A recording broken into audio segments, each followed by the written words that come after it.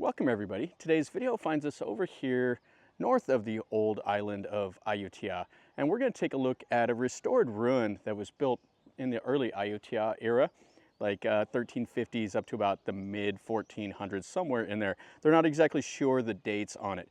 Anyway, we're going to take a look at Wat Ta Krai, which the literal translation is the Monastery of the Scissors. There's not a whole lot to see here. There's a restored hall that's kind of just a shell, and then it has a cool looking chetty. And we'll walk through here and we'll see what we see.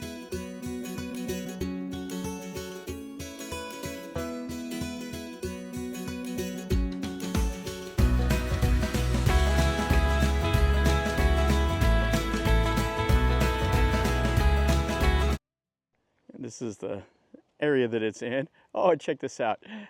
We got a big old sow over there. You can see the teats hanging down. Just come wandering out of this temple. You got these guys over here playing chess. So they have the houses and everything around. Now this used to be a really large temple. It went all the way over to the water lily canal. The Klong Sra Bua, I think is the name of it.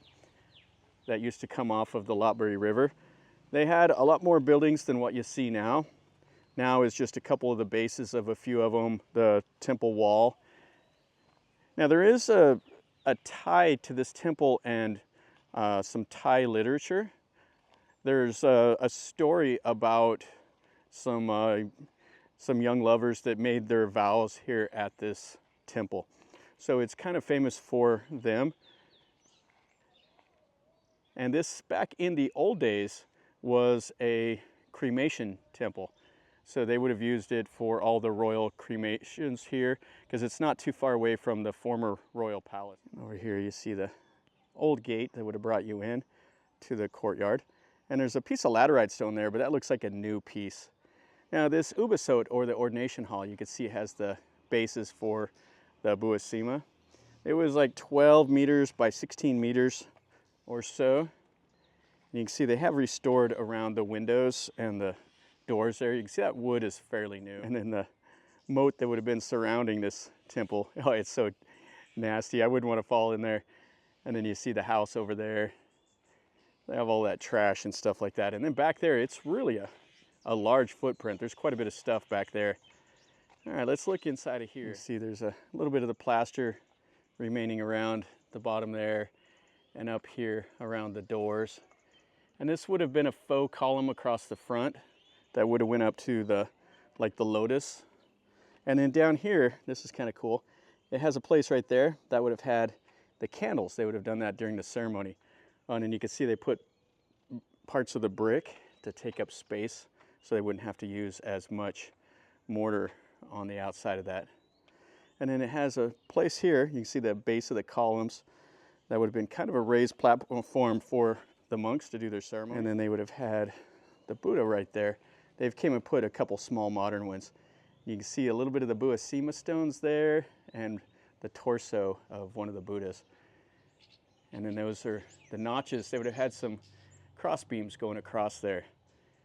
And you can see also that they had those little notches right there at the bottom for the candles and stuff like that. Yeah, this is a nice enough hall. It'd be cool to see it restored all the way and this temple used again. And then we'd have had a shrine there. And this is something that you don't see at any of the temples here. This huge water storage. Not sure what that guy is doing over there, but he's doing something. And this over here, this would have been an auxiliary shrine, or like a Wihan Rai. It's like 8.5 meters by 13 meters. And it's just down to the base. And then it has a second one of these ponds. This is kind of interesting. So this one's just to the north of that larger one. And you can see they lined it with bricks. Really cool. Oh, and then check out that chetty. Oh, that's really nice. So there's another part of it over here. So the ponds would have balanced out the temple grounds. And it kind of is interesting because you don't see this element added to Thai temples. And here we go. So this is one of the gates right here. There's only two gates. This is the outer wall. It's 35 meters by 58 meters. And you can see that they've restored it. And they have put these more modern laterite stones in here. That's not something that the Ayutthaya builders used in their temples. But at some of the places, they did scavenge them from some of the old settlement here. There was a Dawadi here that used it, and then this was a Khmer outpost also, so they had the laterite stones.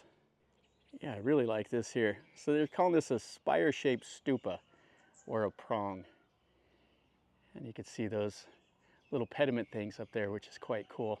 It's missing the top. So this is a late Ayutthaya element that was added to this temple. And there's tons of little auxiliary chetties or chetty rise around. And you can see part of one of the tops of them here. Some of the debris laying around. Over here's another top. You can see these would have been bell-shaped. And it has some of the plaster work over there. Yeah, this is really quite cool. And there's tons and tons of these little auxiliary chetties. All right, check out how much plaster was on the base of that one. So they're octagonal, bell-shaped at the top. Some of them have kind of collapsed down. And then this is the Wehan. Ah, this is really cool too. So there would have been 3 doors, it looks like. So this would have been the middle door for like the royals, and then that would have led you into this hall. And you can see the styling. I really like how they cut those bricks right there, and then they tapered it, and they did all the different styling on it. And then they would have done the same all the way around. Some of them they would have had bowed in the middle like a boat, and others would have been more like just a normal construction. Oh yeah, this is really a nice little ruin here. And then the columns inside here. So they would have plastered them and made them look like an octagon. I'm not sure what they did there. And then this is the pedestal here for the Buddha. And then they would have had a larger image right there on the back. This would have been the smaller ones, the little disciples, all of those here in front. Yeah, you can see what's left of the Buddhas. And the modern shrine here that the Thais have laid out. They put all the little amulets and everything else here. And you can see the sandstone, the feet and the hands. And that's the body over there. And that's probably the head. That's kind of collapsed down and weathered. And then the huge base. Okay, let's go outside and let's go look at that huge chetty now. Yeah, that tree is taking over the gate, kind of causing it to crack. And then some more of the pieces here. This one's a nice little chetty. The spires are missing off the top, but it's in good shape. And this piece right here was right there at one time. They just slough off eventually, and they lay where they fell. Then they cut the grass and everything around them. But you can see how they construct them. It's always interesting how they do the pattern work to get those bricks. And then check out how much plaster they put on for the final layer. And here we go. This is the whole chetty. So you can see they drilled holes there, probably looters. And then you see the octagon up there, and then the spire. And it's missing the very, very top. Now they had little notches up there back in the old days that would have had Buddha images in it.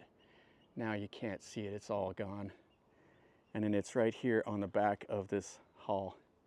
Now this chetty is very similar, they say, same styling as the one at another temple nearby, the Hasadavaras, which is like the temple of the elephant. Yeah, this is a nice place for sure. And we have some more of the local houses over here built up on stilts. And I got some toilets sitting out there. And there's the canal, or the moat that would have went around here. That would have been tied into the canal. And then over there is kind of a floodplain. And then there are some other temples out that way also. If you're out here exploring, you can find those. And one last look, you can see that's the chetty, all of those temple buildings there. And it's separated by those 2 ponds, and then it has the other halls over there. And then you can see the outer wall and some of the houses and stuff here. Really a large footprint for a temple. Well, that'll finish up our video over here at this Wat Ta Krai, the Monastery of the Scissors. This is a nice enough ruin. The area that's around at the houses, there's a lot of trash and stuff like that that they've tossed into the canal and all of that, but that doesn't take away from the temple ruins here itself. Just kind of ignore all that and come over here and enjoy these cool buildings and shetties and stuff like that. This is an ancient site. It does go back to the early Ayutthaya era. And of course it was abandoned and destroyed, you know, during the fall of Ayutthaya in 1767, like everything else was here. So definitely worth your time. Come over here and take a look at if you're in the area. It's down in a community. You can punch it into your GPS and you can find it if you're so inclined to come over here and see it. The two ponds, I have no idea what the purpose was of those. I don't know if they incorporated them into a ritual or a ceremony. If you know more about those, let me know, because that's a different architecture feature than you normally see. I would like to know more about it. So hopefully you enjoyed the video. If you did, smash the like button. If you're new to the channel, subscribe and you get to see more stuff like this. And if you know more about this temple than I do, let me know in a comment down below. I'd like to read a little bit more about it. And until next time, from over here in Ayutthaya, remember, life is a journey. So until next time, enjoy.